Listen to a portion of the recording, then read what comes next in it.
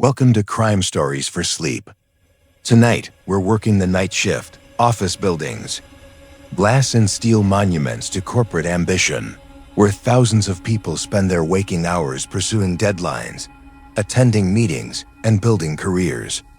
But when the last executive leaves and the lights go out, these buildings reveal their true nature. Tonight, we have 5 accounts from janitors and custodial staff who work alone in these empty towers, cleaning offices and maintaining facilities while the rest of the world sleeps. Stories of encounters that happen when the corporate mask comes off and buildings show what really goes on after hours. So dim the lights, put on your headphones, and join me as we walk through empty hallways where some employees never stopped working and some shifts never truly end. Story 1.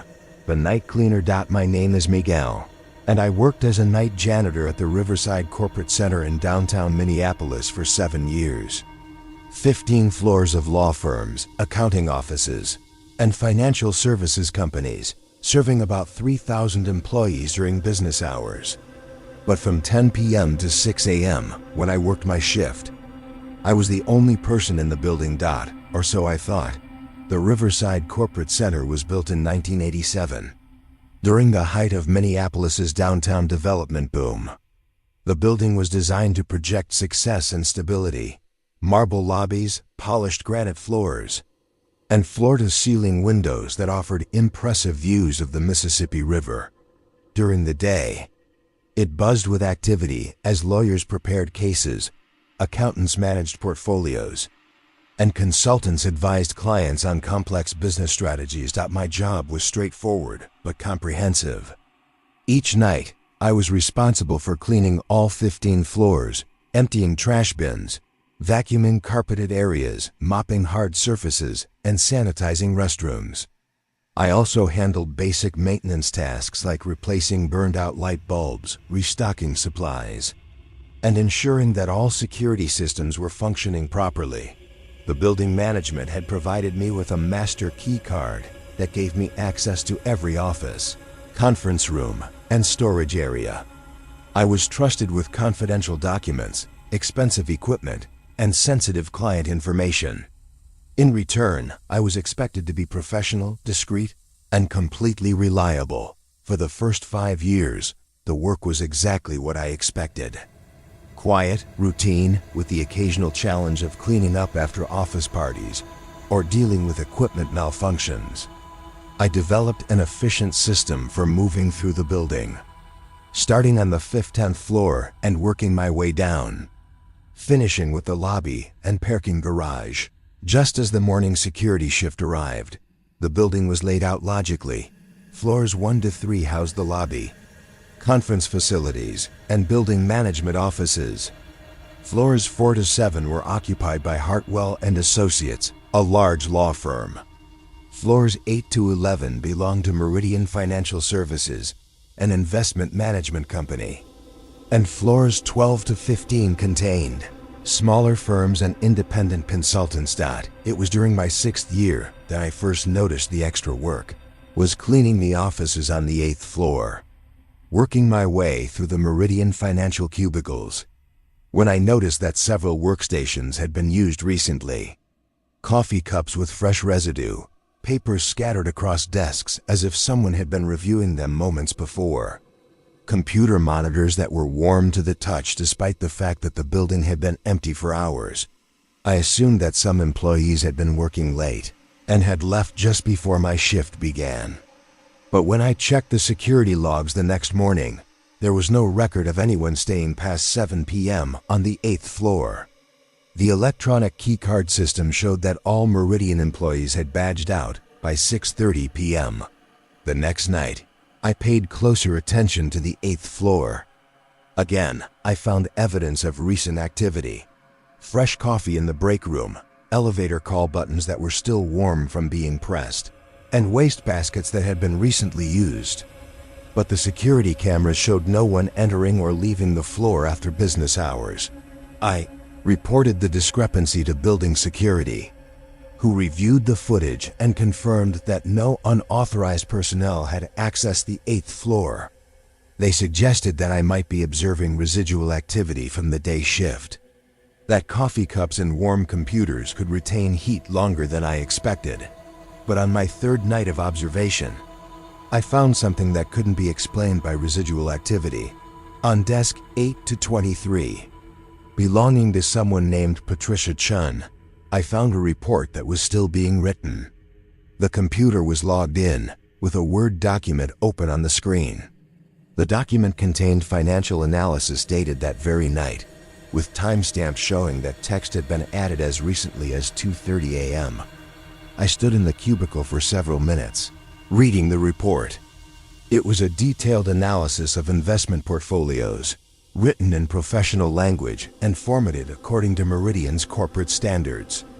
The work was clearly being performed by someone with extensive knowledge of financial markets and investment strategies, but according to the security system, no one had been on the 8th floor since 6:30 p.m. I scrolled through the document history and found that it had been worked on continuously throughout the evening. Paragraphs had been added every 30 to 45 minutes, with the most recent addition occurring just minutes before I arrived at the cubicle. I decided to wait and see if anyone would return to complete the work. I positioned myself at the reception desk where I could observe the entire 8th floor, while still performing my cleaning duties. For the next 2 hours, I watched Patricia Chun's cubicle carefully, looking for any sign of movement or activity. At 4:15 a.m., I heard the soft sound of typing. The sound was definitely coming from desk 823. I could hear the rhythmic clicking of keyboard keys, the occasional pause for thought, and the subtle hum of a computer processor working to keep up with input. Someone was actively writing the report I had been reading. I approached the cubicle slowly, trying to minimize the sound of my footsteps on the carpeted floor. As I got closer, the typing continued at a steady pace, suggesting that whoever was working was focused on their task and unaware of my presence. When I reached the cubicle, I found it empty. The computer was still logged in, with the Word document open on the screen. New text had been added since my last visit, continuing the financial analysis with the same professional tone and detailed market insights. But there was no one sitting at the desk, no chair pulled out, no indication that anyone had been working there. I stood in the cubicle for 10 minutes, watching the cursor blink at the end of the most recently added sentence. The keyboard was silent, the mouse was motionless, and the only sounds were the hum of the computer and the distant sound of the building's ventilation system. But every few minutes, new text would appear in the document. Sentences would materialize on the screen as if typed by invisible hands. Paragraphs would be formatted, bullet points would be added, and footnotes would be inserted with citations to current market data. The work was being completed in real time by someone I couldn't see. I tried touching the keyboard and mouse, but they responded normally to my input. I added a sentence of my own to the document. Miguel, night janitor, was here at 4:30 a.m.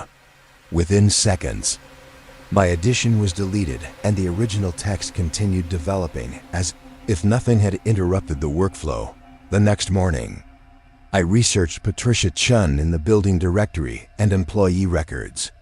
According to the information I found, Patricia had worked for Meridian Financial Services from 1995 until her death in 2003.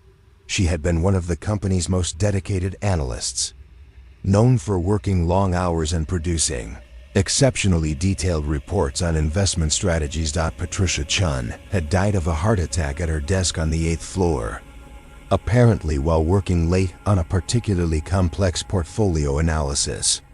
She had been found the next morning by cleaning staff, having worked through the night on a report that was never completed. The report I had been watching being written was the same analysis Patricia had been working on when she died. Over the following weeks, I discovered similar activity throughout the building.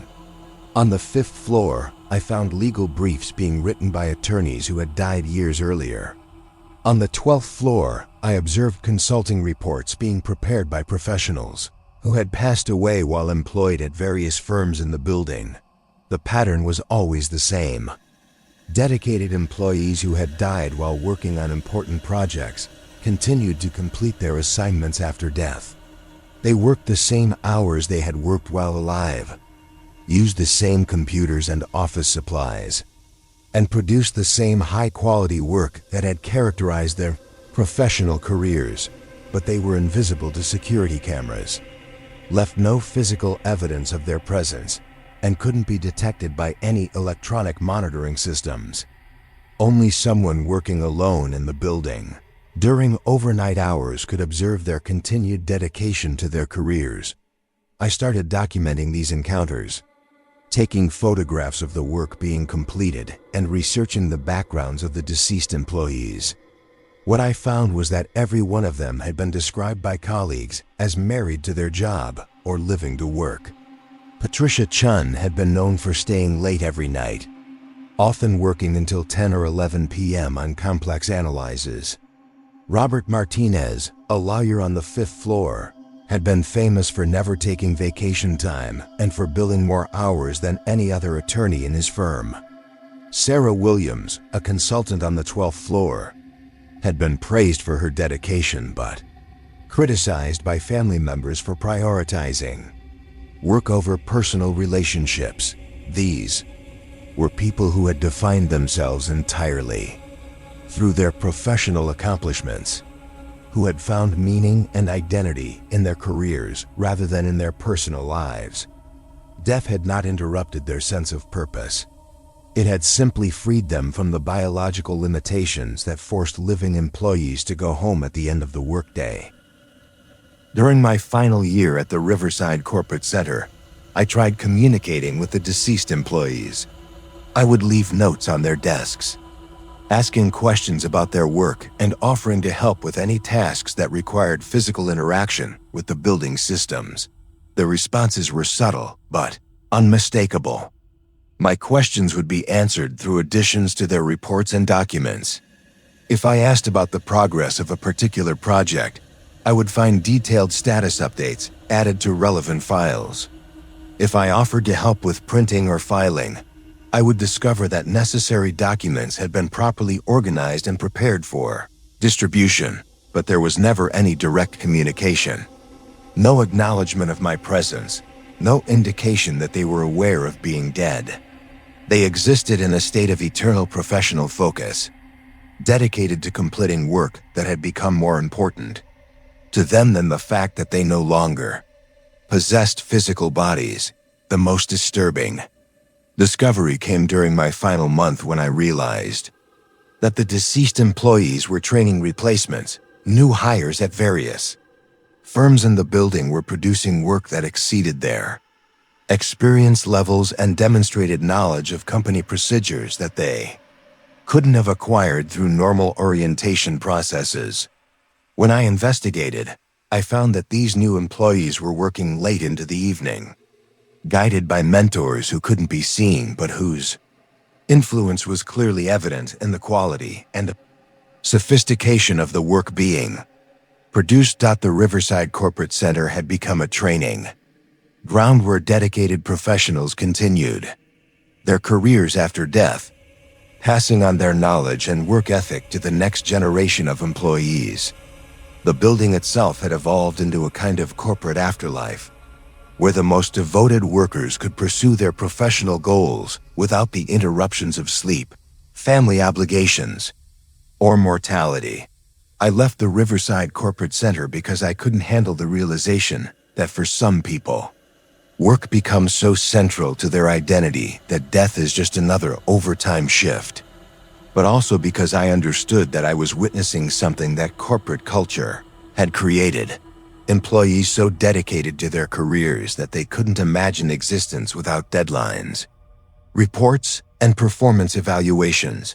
The new janitor probably notices evidence of after-hours activity, probably finds computers that have been used and documents that have been updated overnight, probably assumes that dedicated employees are working late and thinks nothing of it.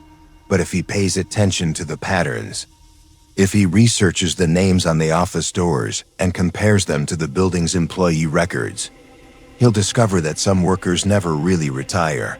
Because for true corporate warriors, the office isn't just a place to work.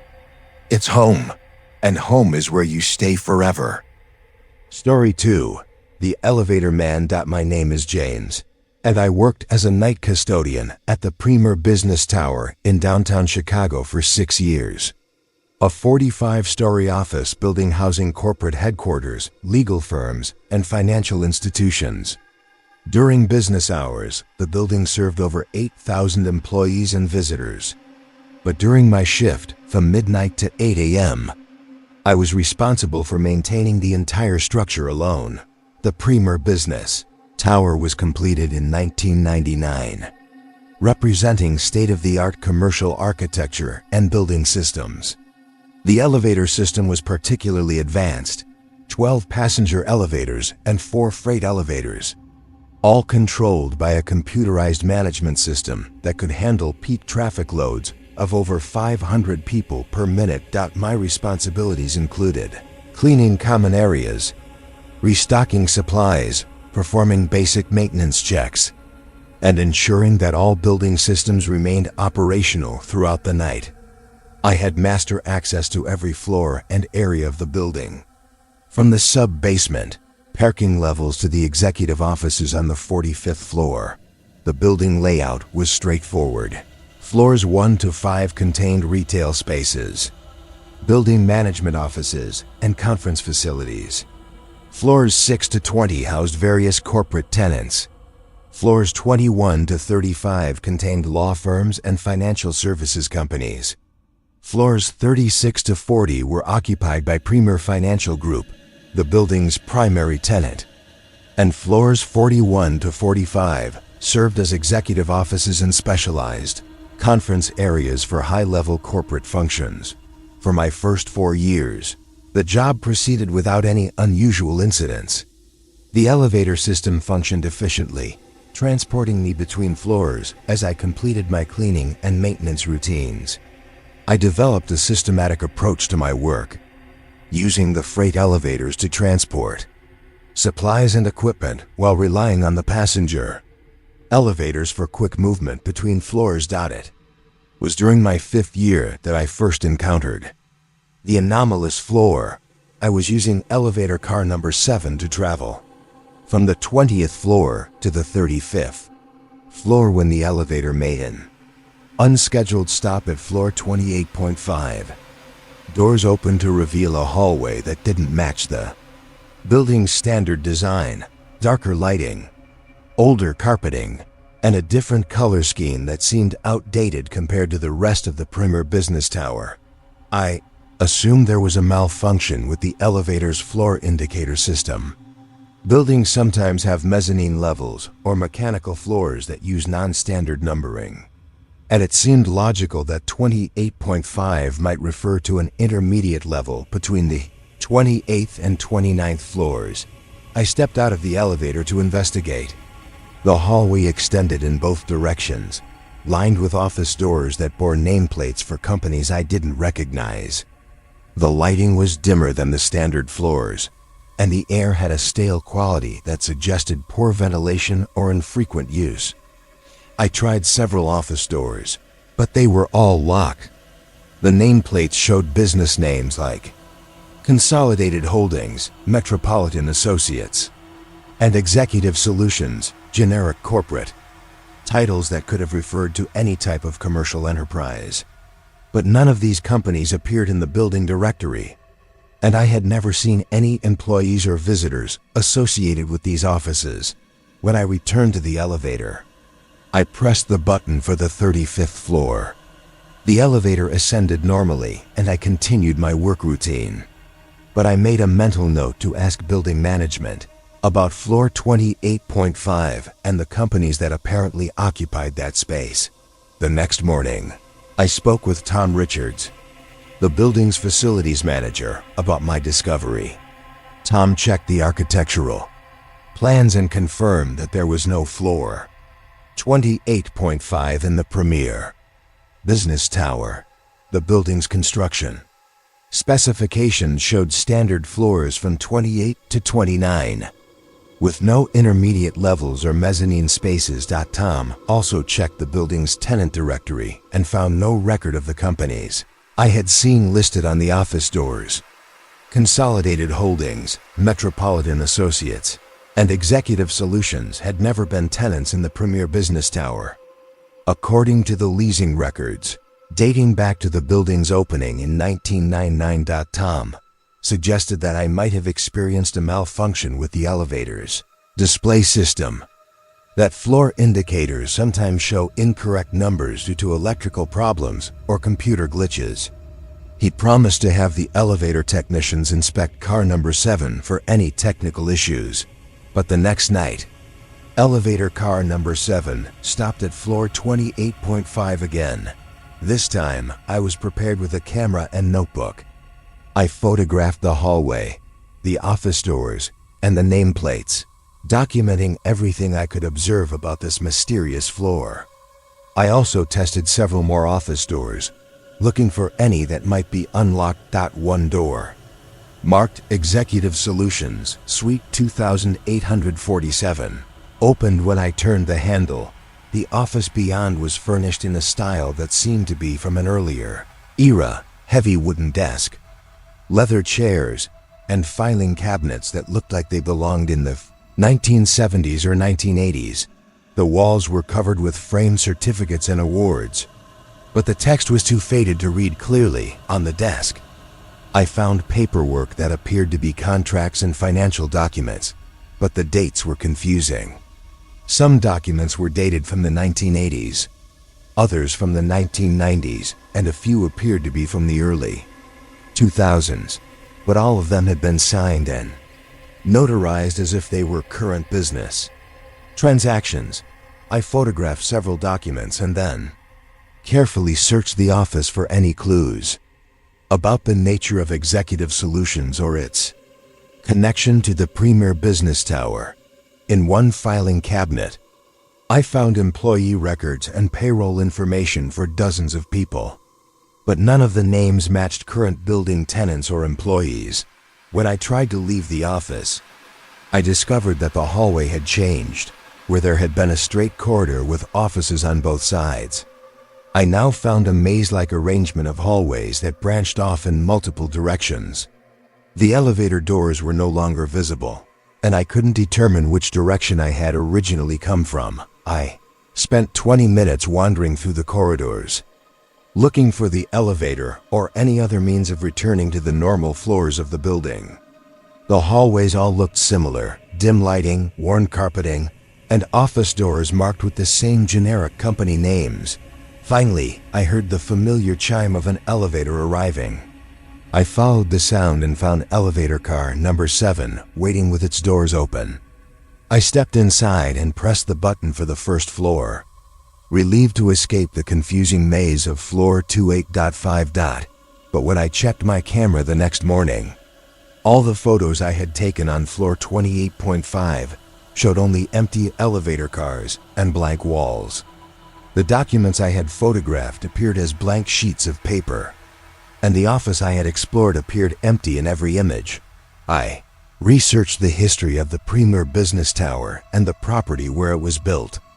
What I found was that the current building had been constructed on the site of an earlier office complex called the Metropolitan Business Center, which had been demolished in 1998 to make way for the premier business tower. The Metropolitan Business Center had been a smaller building, only 30 stories tall, but it had housed many of the same types of businesses that now occupied the premier business tower: law firms, accounting offices, and financial services companies. The building had been demolished after suffering extensive damage in a fire that occurred in 1997. According to newspaper reports, the fire had started on the 28th floor of the Metropolitan Business Center, in the offices of a company called Executive Solutions.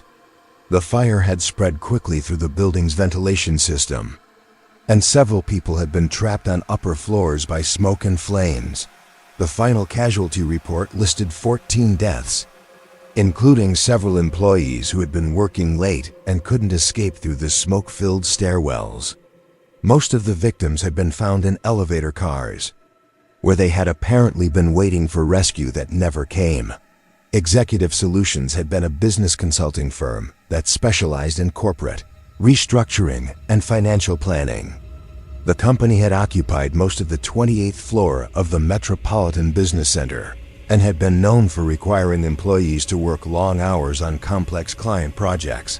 Over the following weeks, I encountered floor 28.5 several more times. Each visit revealed new details about the offices and the people who had worked there, but the information was always inconsistent and confusing. Sometimes I found the offices occupied by workers who appeared to be from the 1980s, dressed in business attire that was decades out of style. Other times, I discovered evidence of more recent activity, modern computers, current newspapers, and phone messages with contemporary dates. It was as if floor 28.5 existed in multiple time periods simultaneously, showing different versions of the same office space from various decades. The employees I occasionally glimpsed seemed to be unaware that their building had been destroyed and replaced with a newer structure. During my final year at the Premier Business Tower, I started documenting my encounters with floor 28.5 more systematically. I brought measuring tape, a digital recorder, and additional cameras, hoping to gather evidence that would remain stable after I returned to the normal floors of the building. The results were always the same, measurements that made no sense when compared to the building's architectural plans, recordings that contained only static and mechanical noise, and photographs that showed empty spaces instead of the furnished offices I had observed. But I did discover one consistent pattern. Floor 28.5 only appeared when I was traveling between floors 28 and 29, and only in elevator car number 7. Other elevators never stopped at the anomalous floor, and attempts to access it from the stairwells were unsuccessful. Elevator car number 7 had been installed as part of the Premier Business Tower's original construction, but the elevator shaft had been built using the foundation and structural supports from the Metropolitan Business Center's demolished elevator system. It was as if the new elevator was somehow connected to the ghostly remains of the old building. I also learned that elevator car number 7 had experienced more mechanical problems than any other elevator in the building. Technicians had replaced its control systems multiple times, but it continued to experience unexplained malfunctions. Stops at non-existent floors, doors opening in empty shafts, and electronic displays showing floor numbers that didn't correspond to the building's layout. Building management had considered replacing elevator car number 7 entirely, but the cost and complexity of the renovation had made the project impractical. Instead, they had simply advised employees to use other elevators when possible and to report any unusual behavior immediately. During my final encounter with floor 28.5, I met someone who helped me understand the true nature of the phenomena I was exploring. The office is when I encountered a woman in a business suit who appeared to be from the 1990s. She was sitting at a desk in the Executive Solutions office, reviewing financial documents and making notes on a yellow legal pad. "Excuse me," I said. "I'm the building's night custodian. I just wanted to make sure you were all right." She looked up at me with a confused expression. "Custodian? But this is the Metropolitan Business Center. We don't have a night custodian. We have a cleaning service that comes in after hours." I realized that she didn't know about the fire, didn't understand that her building had been demolished and replaced. In her perception, she was still working late at Executive Solutions in the Metropolitan Business Center, just as she had been on the night of the fire in 1997. "Ma'am, what year do you think it is?" I asked gently.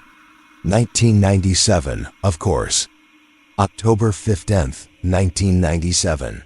I'm working late on the Morrison account. We have a presentation tomorrow morning, and I need to finish these financial projections. October 15th, 1997, was the date of the fire that had destroyed the Metropolitan Business Center. Ma'am, I think you need to leave the building. There's going to be a fire. She looked at me as if I were speaking nonsense. A fire? That's impossible.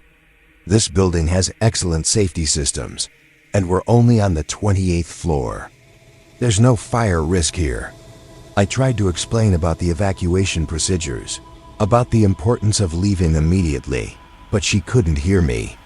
She returned to her work on the Morrison account, focused entirely on completing financial projections for a presentation that would never take place, left the office and returned to elevator car number 7, understanding finally that floor 28.5 was a temporal trap where employees from the Metropolitan Business Center continued working.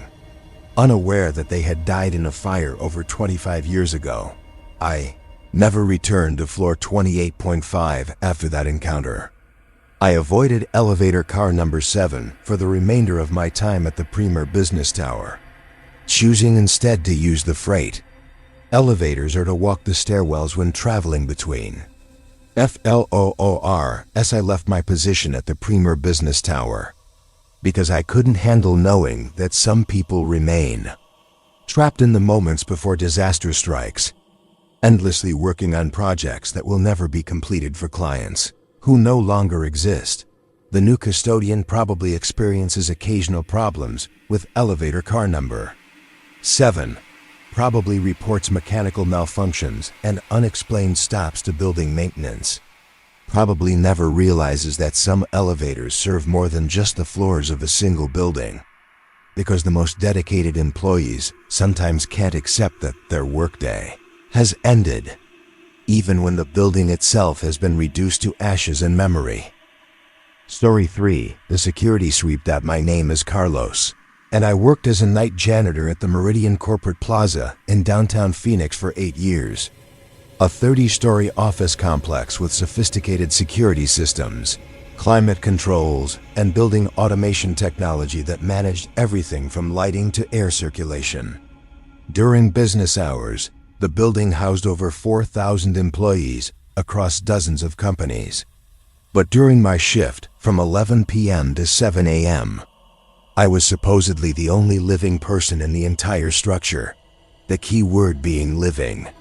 The Meridian Corporate Plaza was completed in 2005, designed as a showcase for modern building technology and corporate efficiency.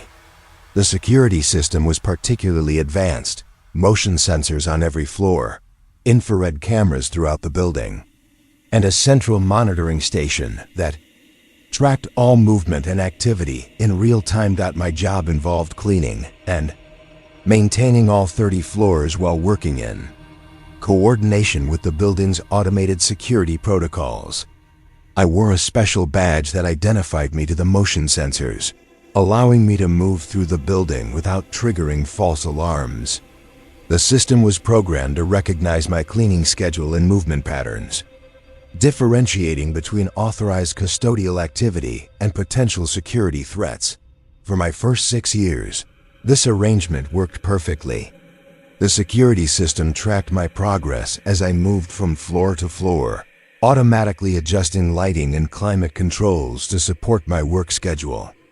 I could focus on cleaning and maintenance tasks while the building's sophisticated technology handled security monitoring and environmental controls. The building layout was organized by business sectors. Floors 1 to 5 contained retail and commercial services. Floors 6 to 15 housed accounting firms and financial consultants. Floors 16 to 25 were occupied by law firms and legal services. And floors 26 to 30 served as executive offices for Meridian Holdings, the company that owned the building. It was during my 7th year that I first noticed irregularities in the security system's behavior.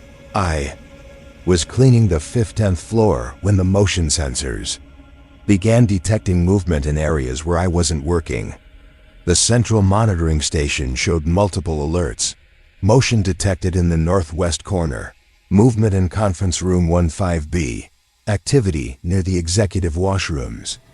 But I was working in the southeast section of the floor, nowhere near the locations where the sensors were triggering. I assumed there was a malfunction in the security system, possibly caused by changes in temperature or air circulation that could affect the sensitivity of motion detection equipment. But when I investigated the areas where movement had been detected, I found evidence that someone had been there recently. In Conference Room 15B, I discovered that chairs had been moved around the table as if a meeting had taken place. Papers were scattered across the conference table. Coffee cups contained fresh residue, and the whiteboard showed recent writing in multiple handwriting styles. But according to the building's access records, no one had used Conference Room 15B after 5:30 p.m. I reported the discrepancy to building security, who reviewed the camera footage from the 15th floor. The infrared cameras showed my heat signature moving through the cleaning areas, but they also revealed multiple other heat signatures in various locations throughout the floor.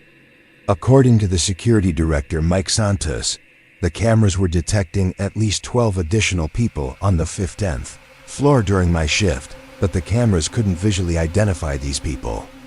The infrared signatures appeared as human-shaped heat sources moving through offices and conference rooms. But when Mike switched to standard video cameras, the rooms appeared empty.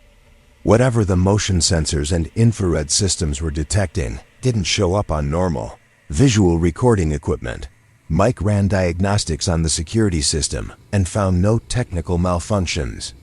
The motion sensors were calibrated correctly. The infrared cameras were functioning within normal parameters, and the central monitoring system was processing data accurately. The system was detecting real movement and body heat signatures. But the sources of this activity couldn't be identified through conventional surveillance methods.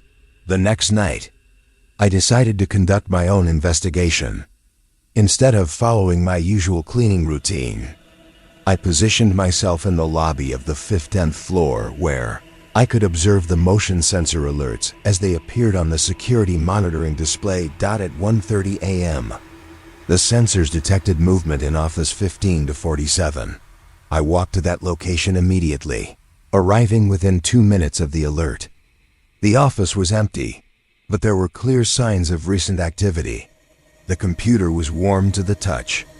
Papers had been moved on the desk, and the office chair was still slightly spinning as if someone had just gotten up from it.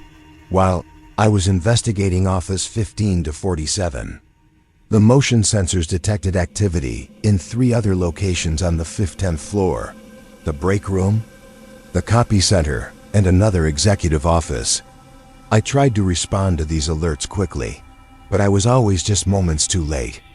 Each location showed evidence of recent occupancy, but whoever was using these spaces managed to avoid detection whenever I arrived. I called Mike Santos on the radio and asked him to describe what he was seeing on the infrared cameras. "You've got 12 heat signatures on the 15th floor," Mike reported. "They're moving around like normal office workers, sitting at desks, walking to meetings, using the copy machines. But they seem to avoid you. Whenever you head toward one of their locations, they move to different areas. Can you tell me where they're going next?" I asked. Mike watched the infrared display for several minutes. "Looks like 3 of them are heading toward the North Conference Room. 2 are moving to the executive offices, and the others are spread out through the cubicle areas. But Carlos, this is the weird part. They're moving in patterns that suggest they know the building layout perfectly, like they work there." I spent the rest of that night following the infrared signatures, always arriving at locations just after the detected movement had ended. What I found was evidence of a full office work environment, computers that had been recently used, documents that were being actively revised, and workstations that showed signs of ongoing projects and tasks. The people detected by the security system were apparently conducting normal business activities, attending meetings, reviewing documents, collaborating on projects, and using office equipment. But they were invisible to visual cameras and couldn't be observed directly by human eyes. Over the following weeks, one researched the history of the companies that had occupied the 15th floor. What I discovered was that Pinnacle Consulting Group, the floor's primary tenant, had experienced a tragedy in 2019 on the night of March 15, 2019. 12 employees of Pinnacle Consulting had been working late to complete a critical project deadline. The building's climate control system had malfunctioned, causing a gradual buildup of carbon monoxide in the 15th floor's ventilation system. The employees had lost consciousness while working at their desks, and all 12 had died of carbon monoxide poisoning before the problem was discovered the next morning. The incident had been covered up as much as possible to protect the building's reputation and avoid lawsuits. Pinnacle Consulting had quietly relocated to another building, and the 15th floor had been extensively renovated before being leased to new tenants. But the security system had never stopped, detecting the presence of 12 people working on the 15th floor. I contacted families of the deceased employees and learned more about their work, habits, and dedication to their careers. All 12 had been known for working late hours and taking on challenging projects. They had volunteered to stay late on March 15th because they were passionate about their work and committed to meeting client deadlines. Maria Gonzalez, the project manager, had been described by colleagues as someone who lived for her job and never missed a deadline. Robert Kim, a senior consultant, had been known for working 16-hour days and coming in on weekends. Jennifer Walsh, a financial analyst, had postponed her wedding twice to accommodate major project schedules. These were people who had defined themselves entirely through their professional accomplishments, who had found meaning and purpose in their work rather than in their personal relationships or outside interests. Death by carbon monoxide poisoning had not interrupted their sense of professional obligation. It had simply freed them from the biological need for sleep and rest. During my final year at the Meridian Corporate Plaza, I tried to interact more directly with the invisible employees on the 15th floor. I would leave notes on their desks, asking questions about their projects and offering to help with any tasks that required physical interaction with office equipment. The responses were immediate and helpful. My questions were answered through additions to documents and reports that appeared on computer screens. When I offered to help with filing or organizing, I would return to find that necessary paperwork had been properly arranged and that office supplies had been efficiently restocked, but there was no direct communication, no acknowledgement that they were aware of being dead. The 12 employees of Pinnacle Consulting continued working on the project that had been due on March 16, 2019, apparently unaware that the deadline had passed over 4 years ago. The most disturbing discovery came when I realized that they were training the new tenants who had moved into the 15th floor. Employees of the current companies were producing work that exceeded their experience levels and demonstrated knowledge of industry, practices that they hadn't acquired through normal training. When I investigated, I found that these employees were staying late to work on projects, guided by mentors who provided expertise and guidance through computer screens and document revisions. The new tenants were learning advanced consulting techniques, financial analysis methods, and project management strategies from teachers they couldn't see but whose knowledge was clearly evident in the improved quality of their work. The 15th floor had become a training center where deceased professionals continued their careers by educating the next generation of consultants and analysts. I also discovered that the building's security system had been upgraded several times since 2019, but the motion sensors and infrared cameras continued to detect 12 heat signatures on the 15th floor. The building management had eventually stopped trying to fix the security anomalies and had simply programmed the system to ignore the 15th floor alerts. Mike Santos, the security director, had been instructed to file reports that attributed the motion, detection irregularities to environmental factors, and equipment sensitivity issues. The building's CORPORATE owners were aware that something unusual was happening on the 15th floor, but they preferred to ignore the problem rather than investigate it thoroughly. During my final week at the Meridian Corporate Plaza, I encountered one of the invisible employees directly.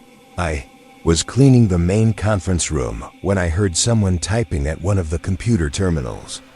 The sound was clear and rhythmic, suggesting someone working on a complex document or spreadsheet. I could also hear the subtle sounds of someone breathing and occasionally shifting position in an office chair. I approached the computer terminal slowly, trying not to disturb whoever was working there. As I got closer, I could see that a financial analysis was being typed in real time, with complex formulas and market data appearing on the screen as if someone were actively researching and documenting investment strategies. "Hello," I said quietly. "I'm Carlos, the night janitor. I don't want to interrupt your work, but I wanted to thank you for all the help you've been providing to the new employees." The typing stopped. For about 30 seconds, the conference room was completely silent except for the hum of computer equipment and the building's ventilation system. Then a sentence appeared on the screen. "Thank you for keeping our workspace clean and organized. We appreciate your professionalism. Are you aware that it's been several years since your project deadline?" I asked gently. After a long pause, another sentence appeared.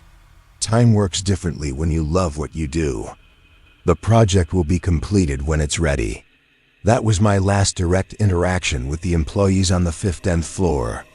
I finished my final week of work, trained my replacement, and left the Meridian Corporate Plaza with the understanding that some people find their afterlife in the office cubicles where they spent their most meaningful hours. The new janitor probably notices the motion sensor alerts on the 15th floor, probably reports the infrared anomalies to building security and gets told to ignore them, probably never realizes that some employees continue REPORTING for duty long after their employment has officially ended. Because for true professionals, death is just another scheduling conflict, and the most important deadlines are the ones that never really end. Story 4. The final report. My name is Robert, and I worked as a night custodian at the Century Financial Building in downtown Denver for 9 years. A 25-story office tower that housed investment firms, insurance companies, and corporate headquarters for several major businesses. During my shift from midnight to 8 a.m., I was responsible for cleaning offices, maintaining common areas, and ensuring that all building systems remained operational throughout the night. But my most important discovery had nothing to do with cleaning or maintenance. It involved uncovering a decades-old conspiracy that explained why certain employees in the Century Financial Building never seemed to leave their offices. The Century Financial Building was constructed in 1978 during an era of rapid commercial development in Denver's downtown district. The building was designed to project stability and success, with marble lobbies, executive conference facilities, and premium office spaces that attracted some of the most prestigious financial institutions in the region. My job included standard custodial duties, emptying trash, vacuuming carpets, cleaning restrooms, and sanitizing workspaces. I also had access to all areas of the building, including executive offices, storage areas, and archived file rooms that were rarely visited during normal business hours. For my first 7 years, the work proceeded routinely. I developed efficient systems for cleaning each floor, maintained good relationships with building security, and took pride in keeping the Century Financial Building in excellent condition. I rarely encountered unusual situations or problematic incidents. It was during my 8th year that I began noticing patterns in the buildings. Waste disposal that seemed inconsistent, With normal business operations, certain offices were generating significantly more paperwork waste than others. Despite having fewer employees and smaller client bases, some executive suites were producing volumes of shredded documents that seemed excessive for their business activities, and several firms were disposing of financial records that appeared to be much older than standard document retention policies would require. I started paying closer attention to the waste materials I was collecting, particularly from the offices that seemed to have unusual disposal patterns. What I found was disturbing. Documents dated from the 1980s and 1990s that were being destroyed in 2018. Financial records that had been deliberately altered or falsified, and correspondence that suggested cover-ups of major business irregularities. The most significant discovery occurred in the executive offices of Morrison & Associates, a financial consulting firm that occupied the entire 23rd floor. While emptying waste baskets in the firm's main conference room, I found fragments of a report that had been hastily torn apart and scattered among routine trash. When the first pieced together the fragments, I discovered that it was an internal audit document dated 1987, describing financial irregularities and potential fraud involving several major clients. The report detailed a scheme in which Morrison & Associates had been manipulating investment accounts, embezzling client funds, and falsifying financial statements to conceal losses. The audit had been conducted by Sandra Walsh, a certified public accountant who had discovered the fraud and recommended immediate investigation by regulatory authorities. But according to the fragmentary report, Sandra Walsh's recommendations had been ignored, and she had been pressured to modify her findings or face termination. The final pages of the report contained Sandra's signature on a revised audit that certified Morrison & Associates' financial practices as legitimate and compliant with regulatory standards. I researched Sandra Walsh in the building directory and employee records.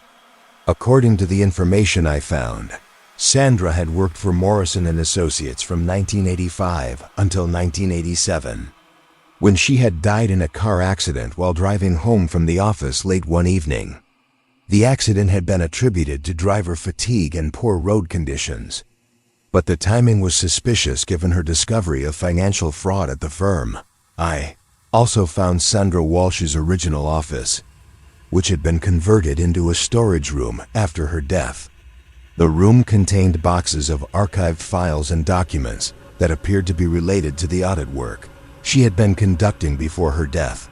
Over several nights, I carefully examined the contents of Sandra's archived files. What I discovered was evidence of a massive fraud scheme that had continued for decades after her death, involving not just Morrison & Associates, but several other firms in the Century Financial Building. The fraud involved a network of companies that were manipulating investment portfolios, embezzling funds from pension accounts, and using sophisticated accounting tricks to conceal their activities from regulators and auditors. Sandra Walsh had been close to exposing the entire scheme when she died in 1987, and her death had allowed the fraud to continue unchecked for over 30 years. But the most disturbing discovery was that Sandra Walsh was still working to expose the fraud. In her archived office, I found evidence of ongoing investigation work, recently printed documents, updated financial analyses, and correspondence with regulatory agencies that had been generated years after her death. Someone was continuing Sandra's audit work, using her computer account and her access credentials to gather evidence of the fraudulent activities. I started monitoring Sandra's office more carefully during my nightly cleaning rounds. What I found was that the computer in her archived office was being used regularly during overnight hours. Documents were being created and revised. Emails were being sent to government agencies, and complex financial analyses were being prepared that detailed the scope of the fraud scheme. But there was never anyone physically present in the office when this Work was being completed. The computer would be logged in under Sandra Walsh's account, with documents open on the screen and evidence of recent typing and research activity. The printer would contain freshly printed reports and correspondence, and the filing cabinets would show signs of recent use. But the office chair would be empty, and there would be no indication that anyone had physically been present. I tried staying in the office to observe who might be conducting this work, but the activity would stop whenever I was present. The computer would log out, the printer would become inactive, and any ongoing document preparation would be suspended until I left the area. However, if I positioned myself where I could monitor the office from a distance, the work would resume. I could hear the soft sounds of typing, the whir of the printer, and the subtle noises associated with someone organizing files and reviewing documents. Sandra Walsh was apparently continuing her audit work from beyond the grave, methodically documenting the fraud that had been covered up after her death. Over the following months, I discovered that Sandra's investigation had been remarkably thorough and accurate. She had identified all the major participants in the fraud scheme, documented their methods for concealing stolen funds, and prepared detailed reports for submission to federal regulatory agencies. But her reports were being systematically ignored or suppressed by the same network of corrupt officials who had covered up the original fraud in 1987. Every time Sandra submitted evidence to authorities, her communications would be intercepted, redirected, or simply discarded without investigation. The fraud network had grown over the decades to include not just the original companies in the Century Financial Building, but also regulatory officials, law enforcement personnel, and political figures who had been bribed or blackmailed into protecting the scheme. Sandra was fighting an entire system of corruption that had expanded far beyond her original audit scope. During my final year at the Century Financial Building, I decided to help Sandra complete her investigation. I started making copies of her reports and documentation, using my access to the building's printing and copying facilities to create multiple backup copies of her evidence. I also began mailing copies of Sandra's reports to media organizations, federal agencies, and law enforcement offices that were outside the corrupt network's influence. The response was immediate and dramatic. Within weeks, federal investigators arrived at the Century Financial Building with search warrants and audit orders. Multiple firms in the building were subjected to intensive investigation, and several executives were arrested on charges of fraud, embezzlement, and conspiracy. Morrison and Associates was shut down permanently, and its executives were sentenced to lengthy prison terms. Several other firms in the building were forced to pay massive fines and restitution to defrauded clients. The total amount of recovered stolen funds exceeded $200 million, making it one of the largest financial fraud cases in Colorado's history. But the most significant outcome was that Sandra Walsh's 30-year investigation had finally been completed successfully. On the night after the federal raids concluded, I found a final document in Sandra's archived office. It was a brief note, typed on her computer and printed on her printer. "Thank you for helping me finish what I started. The truth always finds a way to surface, even when it takes 30 years. The books are finally balanced. S. Walsh, CPA." I never found any evidence of ongoing activity in Sandra's office after that night. Her computer remained logged out, her printer stayed inactive, and the filing cabinets showed no signs of recent use. Sandra Walsh had apparently completed her audit work and moved on to whatever comes after. A job well done.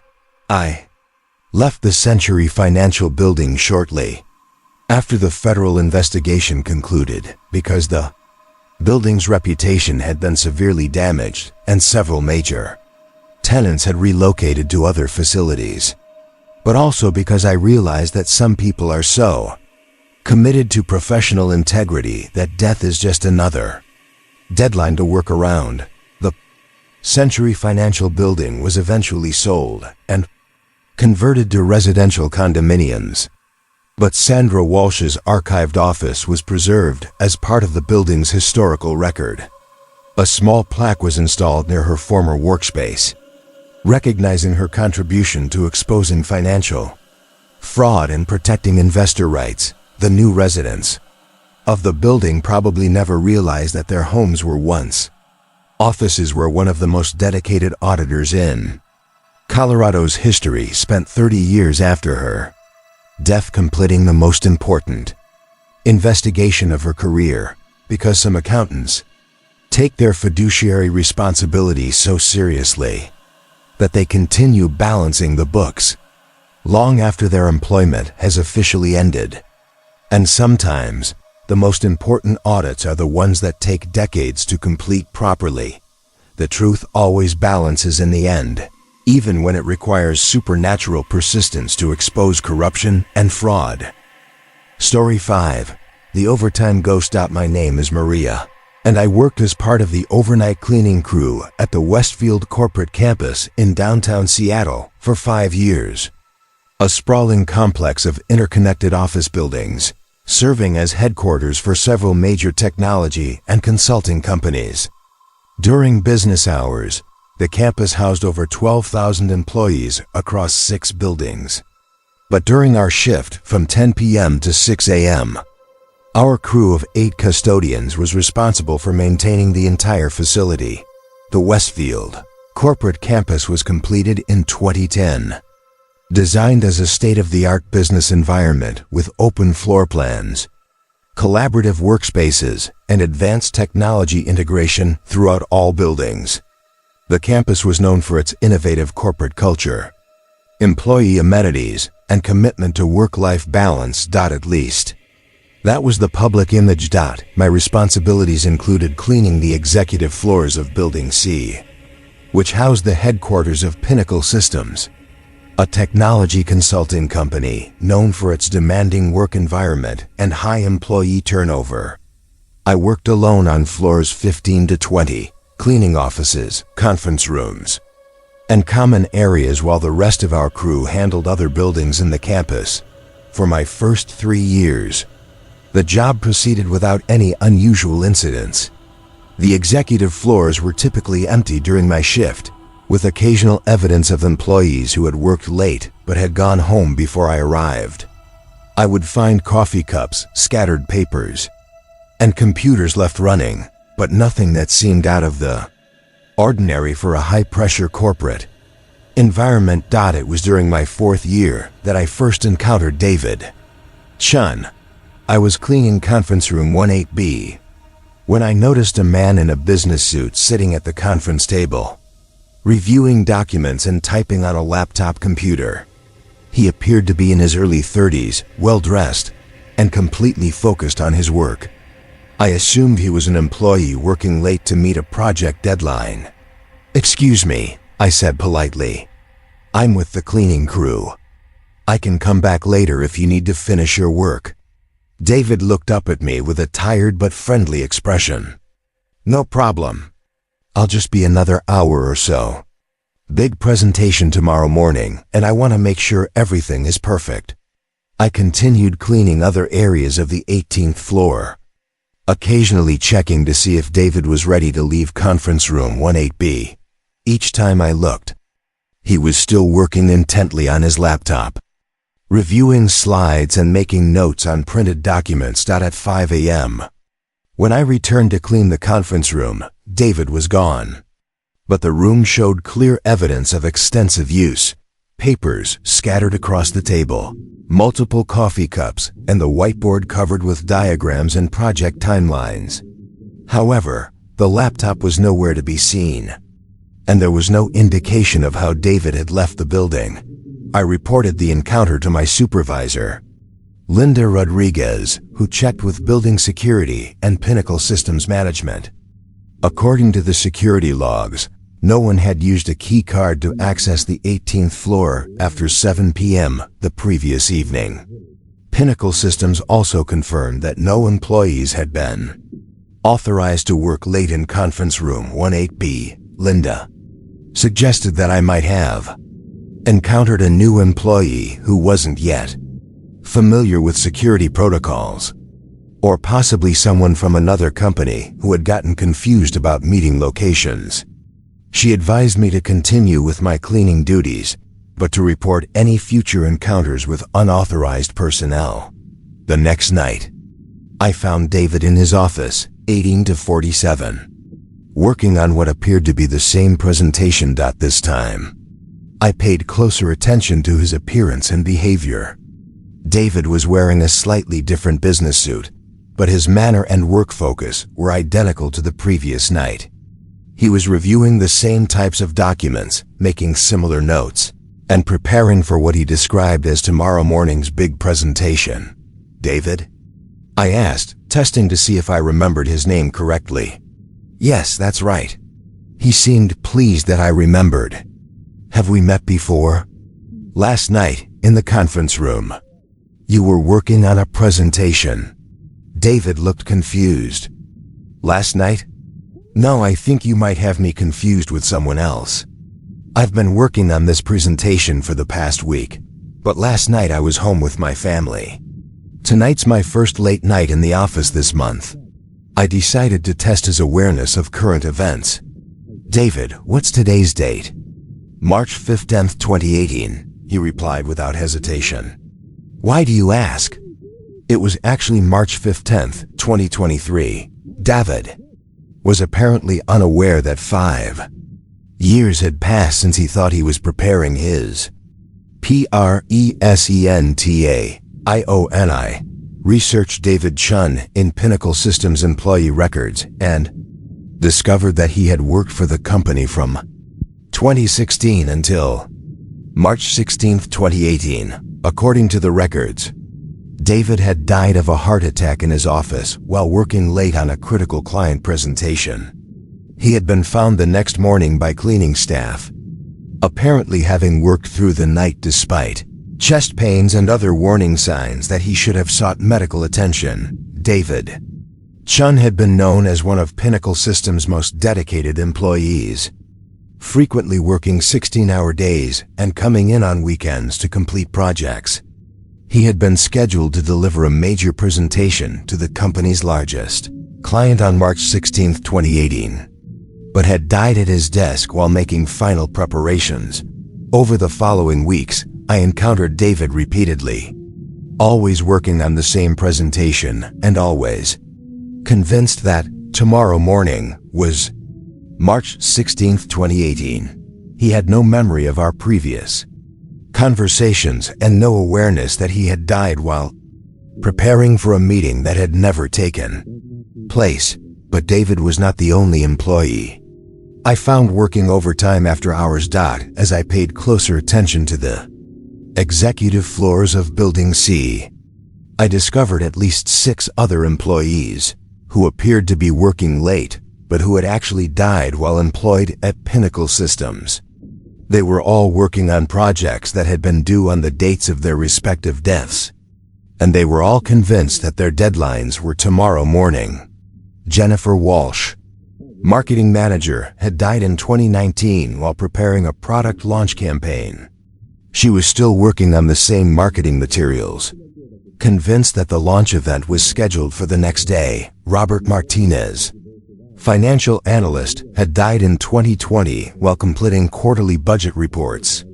He was still reviewing the same financial data, preparing for a board meeting that he believed was happening the following morning. Sandra Kim, project manager, had died in 2021 while coordinating a major software implementation. She was still managing timelines and deliverables for a project that she thought was reaching its final phase. All of them had died of stress-related medical conditions, heart attacks, strokes, and other health emergencies that had occurred while they were working alone in their offices during late-night hours. And all of them continued working on the same projects that had been consuming their attention when they died. The pattern was consistent. Employees who had prioritized work above their personal health, who had ignored warning signs and medical symptoms in order to meet corporate deadlines, and who had died alone in their offices while their families waited for them at home. But they were not working in isolation. As I observed more carefully, I realized that the deceased employees were collaborating with each other, sharing information and coordinating their efforts as if they were still part of active project teams. David would meet with Jennifer to align presentation materials with marketing campaigns. Robert would provide financial data to Sandra for her project budgets. They were functioning as a cohesive work group, supporting each other's projects and maintaining the same professional relationships they had developed while alive. Most disturbing of all, they were training and mentoring the living employees of Pinnacle Systems.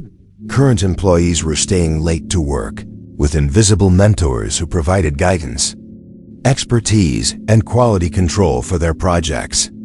The living workers were learning advanced skills and techniques from deceased colleagues who continued to share their knowledge and experience, but the mentoring came at a cost. Living employees who worked closely with the deceased were developing the same unhealthy work habits that had killed their mentors. They were working longer hours, ignoring health symptoms, and prioritizing project deadlines above personal relationships and self-care.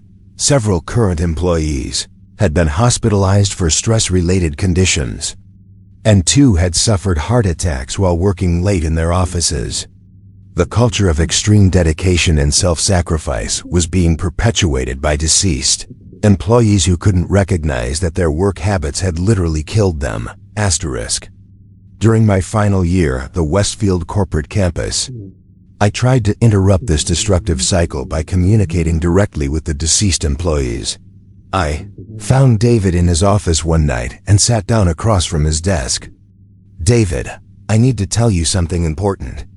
Your presentation was completed 5 years ago. The project deadline has passed, and you don't need to keep working on it." David looked at me with confusion and concern. 5 years? That's impossible. The presentation is tomorrow morning. I still have work to do on the financial projections, and I need to coordinate with Jennifer on the marketing materials. David, you died while working on this presentation. You had a heart attack because you were working too hard and ignoring your health. The presentation you're working on killed you. For a moment, David's expression changed.